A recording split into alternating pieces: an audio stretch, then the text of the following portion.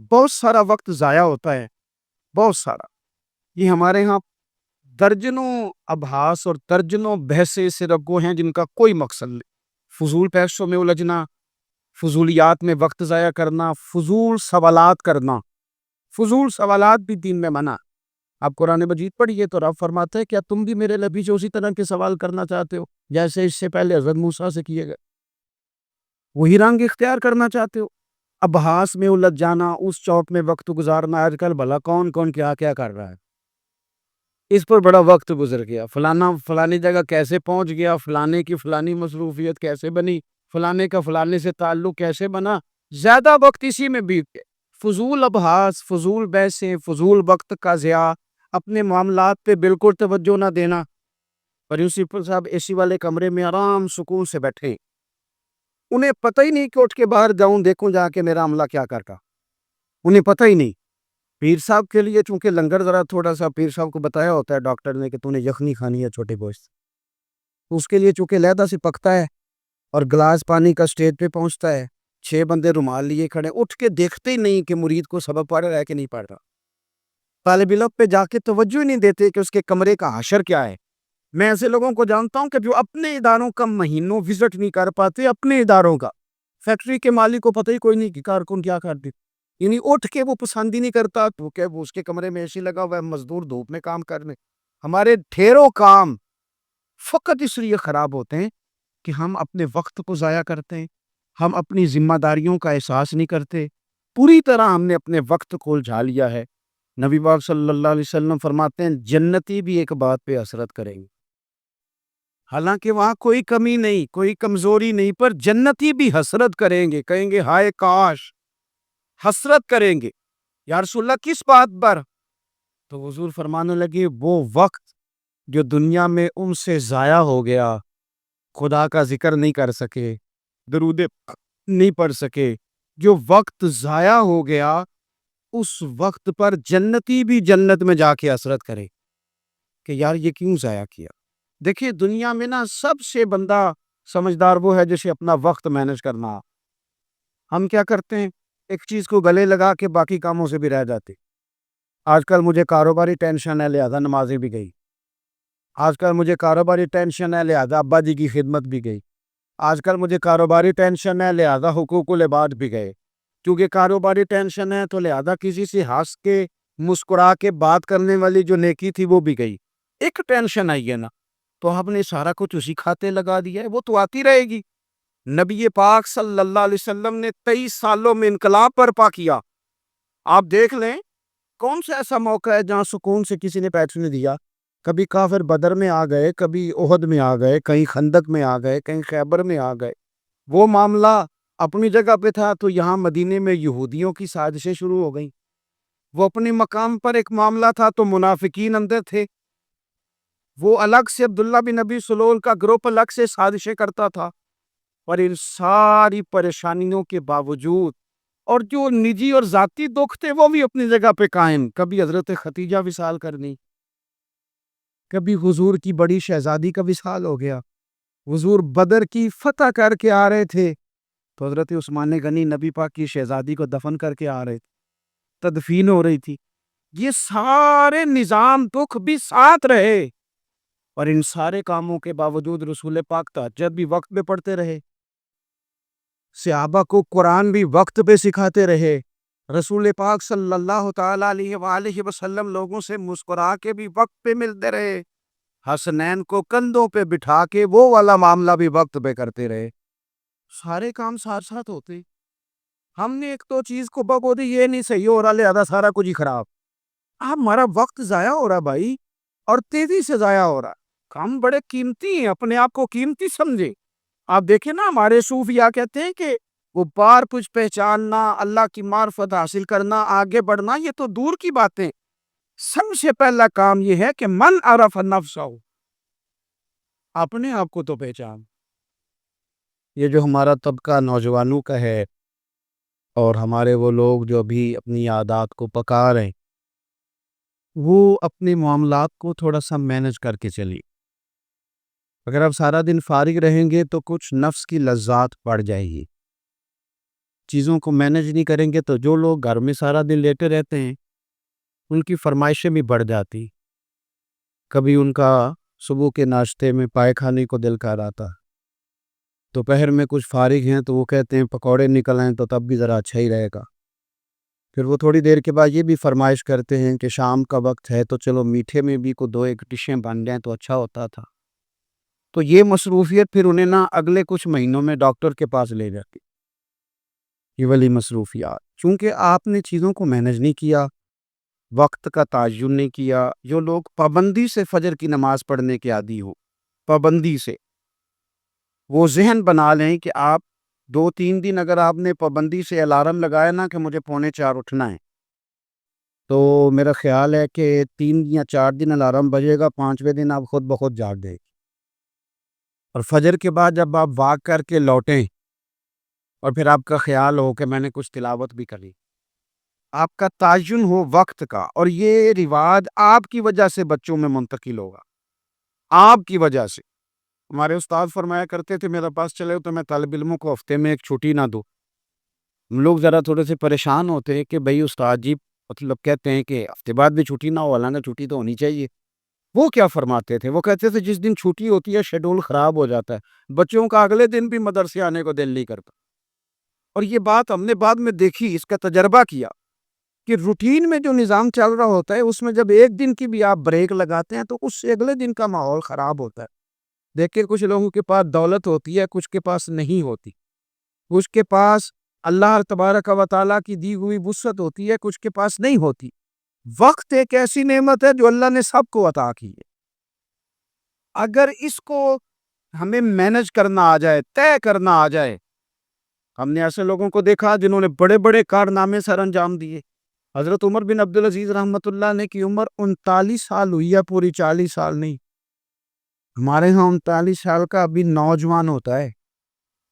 ہاں وہ بابا کہیں تو ناراض ہو جاتا ہے. 39 سال عمر، 39 سال عمر مبارک تھی جس میں انہوں نے روز 5 سپارے قرآن پاک بھی پڑھ لیا، کئی لاکھ بار درود شریف بھی پڑھ لیا. انہوں نے اپنے پورے عہد حکومت میں بڑے بڑے سرائے قائم کیے، بڑی بڑی مساجد بنائیں. جو پچھلے بادشاہ ان سے پہلے گزرنے والے عدل نہیں کرتے تھے وہ ساری خرابیاں دور کر کے انہوں نے عدل بھی کر دیا. ان 39 سالوں میں یہ وہ حسین شخص ہے پھر اس نے اتنا کام کیا کہ اسے رسول پاک کی بارگاہ سے سلام بھی آیا.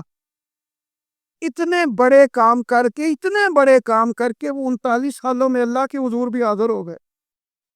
اور صدیاں بیت گئیں، خطیب ممبروں پہ بیٹھ کے ان کی تعریفیں کرتا ہے، ان کی مثالیں دی جاتی ہیں، ان کے تذکرے کیے جاتے ہیں، ان کے احوال بیان کیے جاتے ہیں. وجہ کیا تھی؟ وقت نہیں ضائع، ٹائم نہیں ضائع. آپ یقین کریں اتنا وقت ہے ہمارے پاس، اتنا وقت ہے فلانی چیز کا بھی ہمیں پتہ ہے، فلانی چیز کا. حضرت بابا فرید الدین گنج شکر رحمت اللہ تعالی علیہ، آپ دلی میں رہتے تھے، اپنے مرشد شیخ قطب الدین بختیار کاکی کی بارگاہ. تو ایک بندہ دور سے کہیں آیا تو اس نے بابا صاحب سے کہا فلانے محلے جانا ہے. فرمانے لگے مجھے نہیں پتا اس کا. وہ کہنے لگا آپ دلی میں نئے آئے ہیں؟ فرمائے نہیں، سالوں بیت گئے. تو کہا پھر آپ کو اس محلے کا نہیں پتا؟ کہنے لگے 2 گلیوں کا پتا ہے، ایک قطب کے گھر جاتی ہے، دوسری واپس آتی ہے، تیسری کا نہیں پتا. وہ تو فارغ لوگ ہیں جو گھومیں گے، ادھر جائیں گے ادھر جائیں گے. ہماری تو جو ڈیوٹی ہے ہم ڈیوٹی کر رہے ہیں. اپنی زندگی میں اوقات کا اتنا ضیاع ہے، اتنا ضیاع، حد ہو گئی. ہمارے بزرگوں نے جو اب وہ کتابیں لکھ گئے جو ہم سے پڑھی نہیں جاتی، اتنی بڑی ہے، لوگ پڑھ نہیں پاتے ساری زندگی میں. اعلیٰ حضرت فاضل بریلوی نے 1000 کتاب لکھی ہے، اور ایسے نہیں لکھ دی کہ 4 کتابیں رکھی تو 5 بھی اس میں سے نکل آئی، ایسے نہیں، بلکہ انہوں نے ایک کتاب لکھی ہے جس کو کھولا جائے تو کئی جلدوں میں کتابیں بنتی. کیسے لکھا؟ وقت مینج تھا. وہ وقت پہ اٹھتے تھے، وقت پہ سوتے تھے، وقت پہ جاگتے تھے، وقت پہ نماز پڑھتے تھے، وقت پہ سارے کام کرتے. حکیم الامت مفتی احمد یار خان صاحب نعیمی رحمت اللہ علیہ قرآن مجید کی تفسیر لکھنے بیٹھے تو ایک پارے کی ایک جلد لکھی، 8 جلدوں میں حدیث کی شرح لکھی، سینکڑوں شاگرد بنائے، بے شمار ان کے عقیدت مند ہوئے، ان کی کتابیں انمول موتی. کسی نے کہا حضور سارا کچھ کیسے ہوا؟ کہنے لگے وقت نہیں ضائع کیا جی. وقت نہیں ضائع کیا۔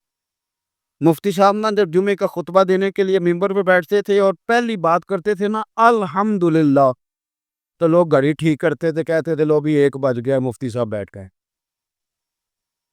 یہ 1 منٹ آگے پیچھے نہیں ہوتے، بلکہ ایک سادی مثال، مفتی صاحب عصر کی نماز سے 15 منٹ پہلے گھر سے نکلتے تھے،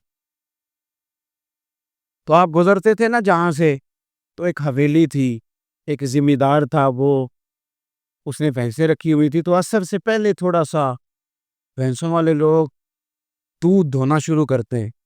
تو مفتی صاحب جب سامنے سے گزرتے تو وہ ذمہ دار کہتا اپنے بیٹے سے، انہیں پتر کٹا چھڑ دے، مفتی صاحب لانگ گئے نہیں۔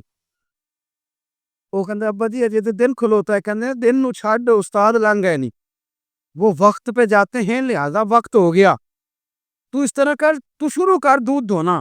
تو کہتے ہیں گھڑیاں کم ہوتی تھی، ہر بندے کے پاس ہوتی نہیں تھی، تو اگر گھڑی منگا کے بھی کبھی دیکھتے تھے تو واقعی 4:45 ہوتے تھے۔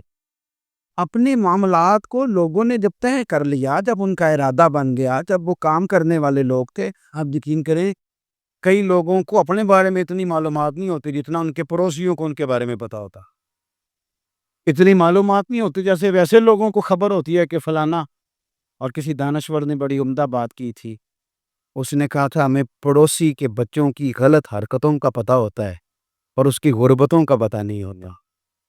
یہ ذرا وقت پہ خیال کرتے ہیں کہ فلانا بچہ شرارت کتنی کرتا ہے، یہ نہیں سوچتے کہ اس کی فیس بھی ادا ہوئی ہے کہ نہیں، انہوں نے روٹی بھی کھائی ہے کہ نہیں، ان کے پاس سکول جانے کا یونیفارم بھی ہے کہ نہیں۔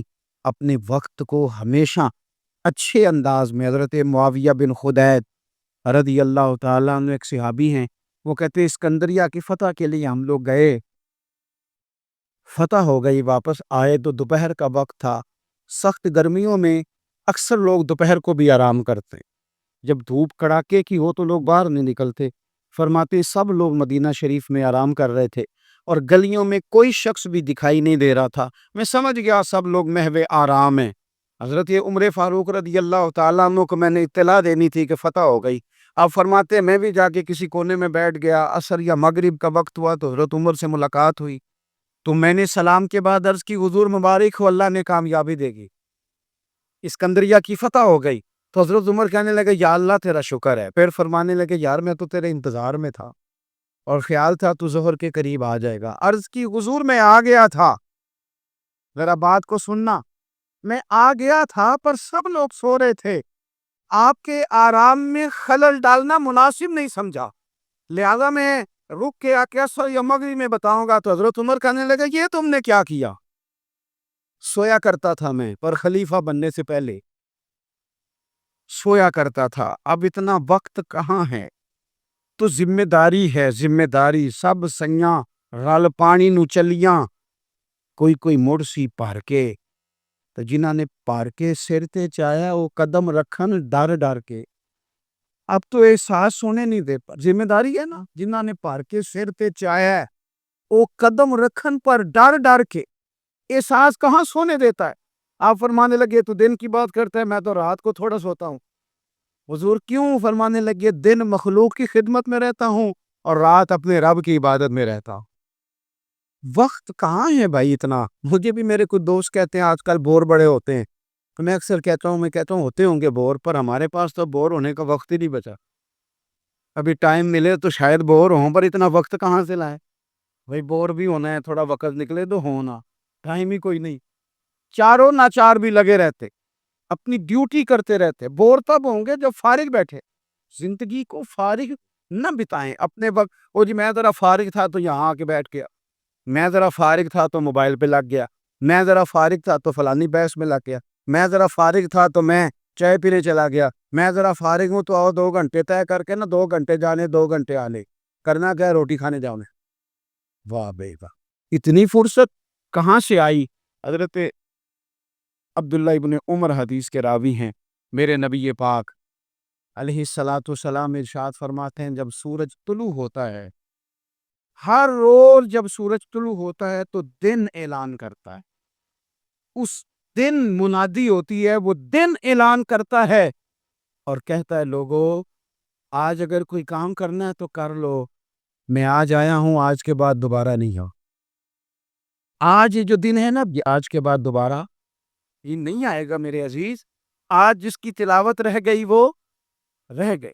آج جس کی عبادت رہ گئی سو رہ گئی. آج جس نے استغفار کی تسبیح نہیں پڑھی تو اس کی رہ گئی. آج جس نے ابا کے قدم نہیں دبائے تو اس کی خدمت رہ گئی. آج جو رب کی بارگاہ میں جھکا نہیں تو یہ رہ گیا. یہ رہ گیا اس کا کام آج رہ گیا. ایک بات یاد رکھیں، وقت کو اپنے قبضے میں کر لیں ورنہ یہ مانتا کوئی نہیں کسی کی. امام شافعی کہتے تھے یہ تلوار ہے، اگر وقت کی تلوار تم نے اپنے ہاتھ میں رکھ لی تو تم بڑی مشکلوں کو کاٹ دو گے، اور اگر یہ تلوار تم نے اپنے ہاتھ میں نہ رکھی تو یہ تلوار تمہیں کاٹ دے. یعنی وقت کسی کا انتظار نہیں کرتا. صبح ہوئی تھی تو جس نے صبح سے کچھ کیا ہے ورنہ دن تو بیت ہی گیا. ورنہ تو پھر بھئی سپہر تو ہو ہی گئی تو کیوں نہ کچھ کر لے، کچھ پروگرام بنا